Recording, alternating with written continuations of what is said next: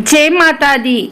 आइए सुनते हैं दुर्गा सप्तशती का 5वां अध्याय।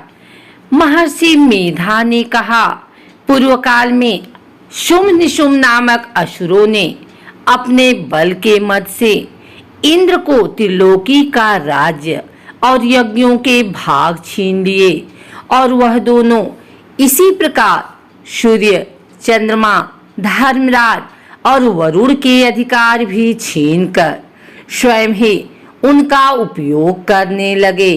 वायु और अग्नि का कार्य भी वही करने लगे और इसके पश्चात उन्होंने जिन देवताओं का राज्य छीना था उनको अपने अपने स्थान से निकाल दिया।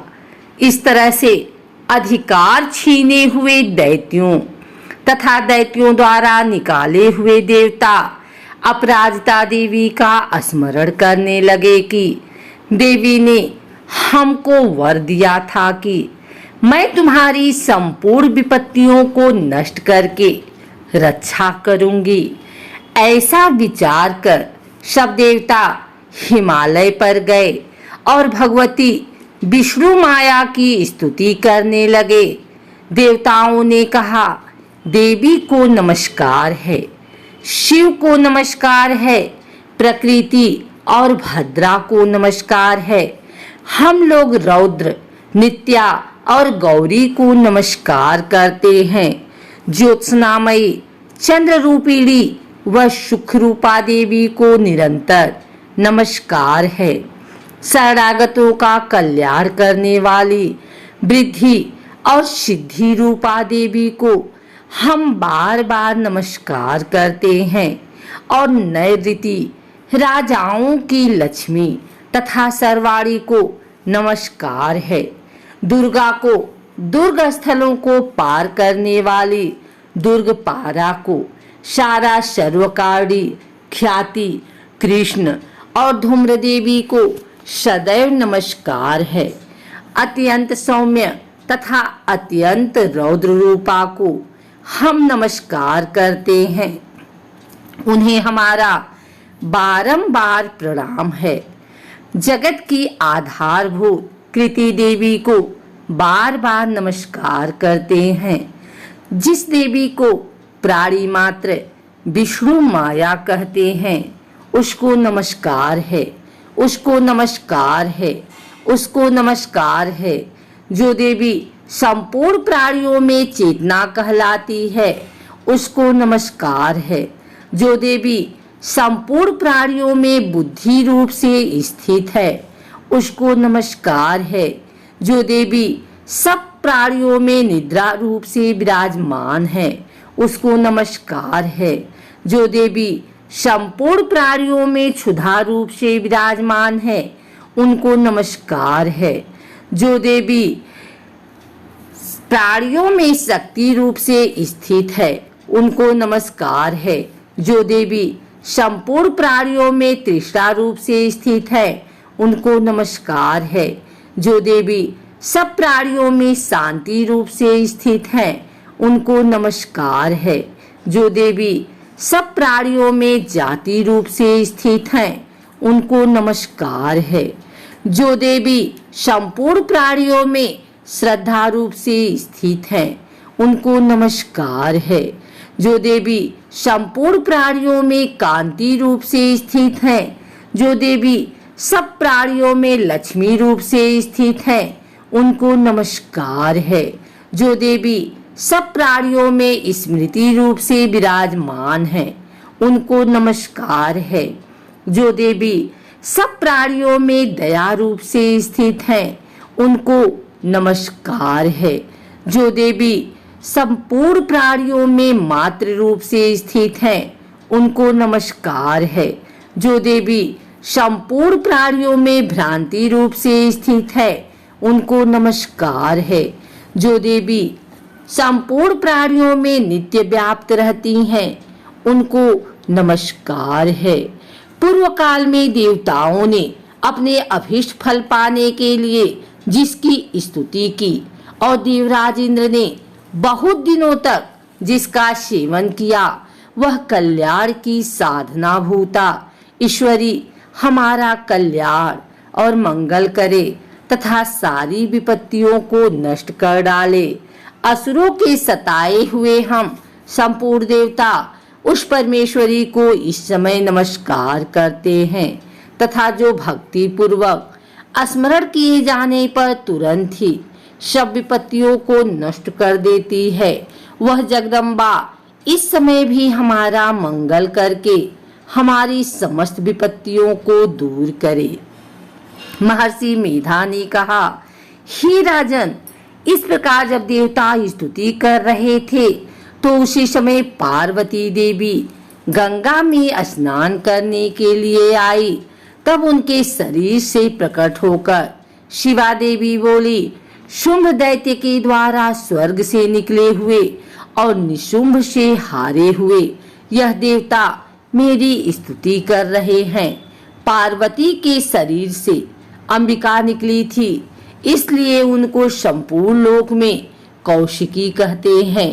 कौशिकी के प्रकट होने के पश्चात पार्वती देवी के शरीर का रंग काला हो गया और वह हिमालय पर रहने वाली कालिका देवी के नाम से प्रसिद्ध हुई। फिर शुंभ और निशुंभ के दूत चंडमुंड वहां आए और उन्होंने परम मनोहर रूप वाली अंबिका देवी को देखा। फिर वह शुंभ के पास जाकर बोले, महाराज, एक अत्यंत सुंदर स्त्री हिमालय को प्रकाशित कर रही है।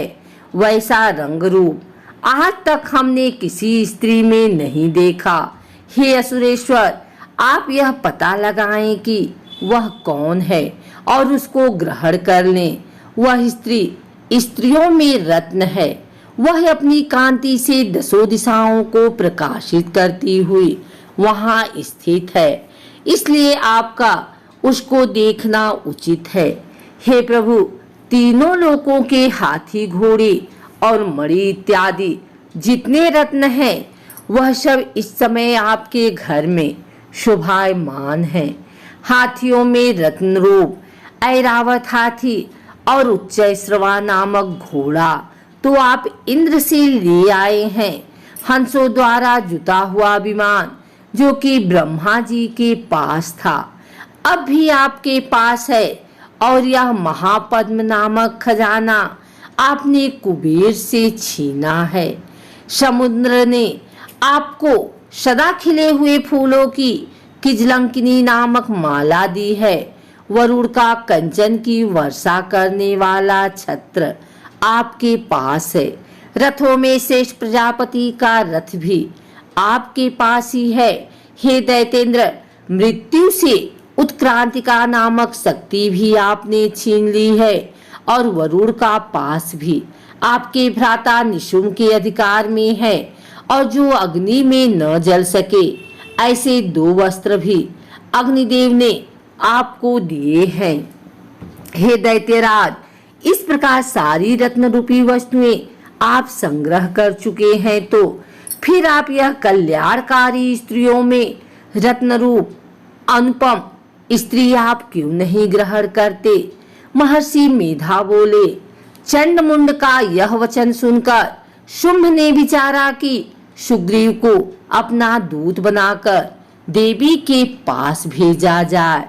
प्रथम उसको सब कुछ समझा दिया और कहा कि वहां जाकर तुम उसको अच्छी तरह से समझाना और ऐसा उपाय करना जिससे वह प्रसन्न होकर तुरंत मेरे पास चली आए।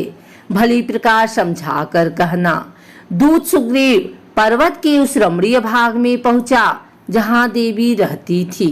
दूत ने कहा, हे देवी, दैत्यों का राजा शुंभ जो इस समय तीनों लोकों का स्वामी है, मैं उसका दूत हूँ और यहाँ तुम्हारे पास आया हूँ।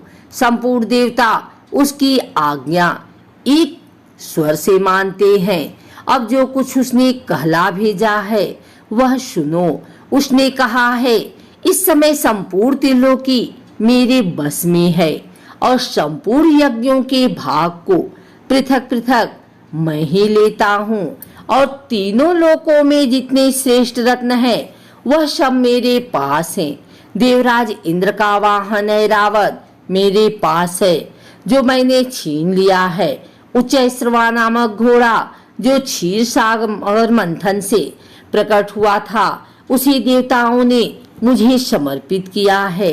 हे सुंदरी, इनके अतिरिक्त और भी जो रत्नभूषण पदार्थ देवताओं के पास थे, वह सब मेरे पास हैं। हे देवी, मैं तुम्हें संसार की स्त्रियों में रत्न मानता हूँ, क्योंकि रत्नों का उपभोग करने वाला मैं ही हूँ। हे चंचल कटाओं वाली सुंदरी, अब यह मैं तुझ पर छोड़ता हूँ कि तुम मेरे या मेरे भाई महापराक्रमी निशुम्भ की सेवा में आ जाए। यदि तू मुझे वीरेगी तो अतुल महान ऐश्वर्य की प्राप्ति होगी। अतः तुम अपनी बुद्धि से यह विचार कर मेरे पास चली आओ। महर्षि मेधा ने कहा, दूत के ऐसा कहने पर संपूर्ण जगत का कल्याण करने वाली भगवती दुर्गा मन ही मन मुस्कुराई और इस प्रकार कहने लगी। देवी ने कहा, हे दूत, तू जा, कुछ कह रहा है वह सत्य है और इसमें किंचित मात्र भी झूठ नहीं है। शुंभ इस समय तीनों लोकों का स्वामी है और निशुंभ भी उसी की तरह पराक्रमी है, किंतु इसके संबंध में मैं जो प्रतिज्ञा कर चुकी हूँ उसे मैं कैसे झुठला सकती हूँ। अतः तू मैंने जो प्रतिज्ञा किया है उसे सुन। जो मुझे युद्ध में जीत लेगा और मेरे अभिमान को खंडित करेगा तथा बल में मेरे समान होगा, वही मेरा स्वामी होगा। इसलिए शुंभ अथवा निशुंभ यहाँ आवे और युद्ध में जीत कर मुझे विवाह कर ले। इसमें भला देर की क्या आवश्यकता है। दूत ने कहा, हे देवी, तुम अभिमान में भरी हुई हो, मेरे सामने तुम ऐसी बात ना करो। इस त्रिलोकी में मुझे तो ऐसा कोई नहीं दिखाई देता जो कि शुंभ और निशुंभ के सामने ठहर सके। हे देवी, जब अन्य देवताओं में से कोई शुंभ और निशुंभ के समान युद्ध में ठहर नहीं सकता, तो तुम जैसी स्त्री उनके सामने रणभूमि में ठहर सकेगी। जिन शुंभ आदि असुरों के सामने इंद्र आदि देवता नहीं ठहर सके, तो फिर तुम अकेली स्त्री उनके सामने कैसे ठहर सकोगी। अतः तुम मेरा कहना मानकर उनके पास चली जाओ, नहीं तो जब वह तुम्हें केस पकड़कर घसीटते हुए ले जाएंगे तो तुम्हारा गौरव नष्ट हो जाएगा। इसलिए मेरी बात मान लो। देवी ने कहा, जो कुछ तुमने कहा ठीक है। शुंभ और निशुंभ बड़े बलवान हैं, लेकिन मैं क्या कर सकती हूँ, क्योंकि मैं बिना विचारे प्रतिज्ञा कर चुकी हूँ। इसलिए तुम जाओ और मैंने जो कुछ भी कहा है वह सब आदर पूर्वक और सुरेंद्र से कह दो। इसके पश्चात जो वह उचित समझे करें।